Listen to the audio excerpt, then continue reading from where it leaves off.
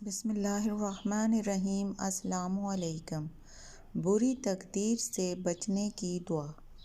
حضرت ابو ہریرہ رضی اللہ عنہ سے روایت ہے، محمد صلی اللہ علیہ وسلم نے فرمایا کہ تم مصائب سے بچنے کے لیے اللہ تعالیٰ سے اس طرح پناہ مانگا کرو: اللہم انی اعوذ بک من جہد البلاء و درک الشقاء و سوء القضاء و شماتۃ الاعداء۔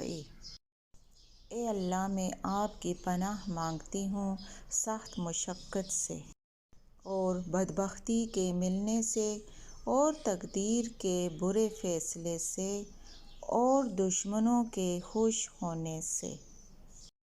اس دعا سے ہم اللہ سے 4 باتوں کی پناہ مانگتے ہیں۔ نمبر 1، سخت مشقت سے، ایسی سخت آزمائش جو انسان برداشت نہ کر سکے۔ سخت مشقت کا لفظ بلا قرآن میں اللہ نے ان ماؤں کے لیے بولا ہے جب فرعون نے ہر پیدا ہونے والے لڑکے کو قتل کرنے کا حکم دیا تھا۔ ایک ماں کے لیے بہت بڑی آزمائش ہوتی ہے اگر اس کے سامنے اس کی اولاد کو قتل کر دیا جائے۔ والدین کی زندگی میں اولاد کی وفات بھی بہت بڑی آزمائش ہے جو انسان کی برداشت سے باہر ہو جاتی ہے۔ مال کے نقصان کی آزمائش جو برداشت سے باہر ہو جائے۔ کوئی جان لیوا بیماری کی آزمائش جو برداشت سے باہر ہو جائے۔ کئی دفعہ انسان پر ایسی آزمائش آ جاتی ہے جس کو برداشت کرنا مشکل ہو جاتا ہے۔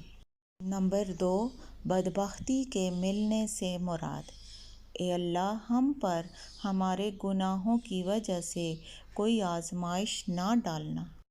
قرآن میں آتا ہے، انسان پر زیادہ مصیبتیں اس کے اپنے گناہوں کی وجہ سے اس پر آتی ہیں۔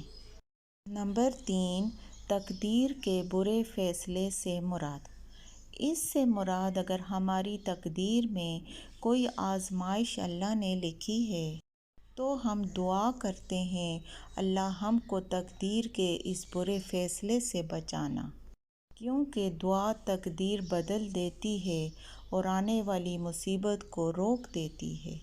نمبر 4، دشمنوں کے خوش ہونے سے مراد: اس سے مراد اللہ ہم پر کوئی ایسی آزمائش نہ ڈالنا جس سے ہمارے دشمنوں کو ہم پر ہنسنے کا موقع ملے، کیونکہ دشمنوں کا کام دوسروں کو تکلیف میں دیکھ کر خوش ہونا ہوتا ہے۔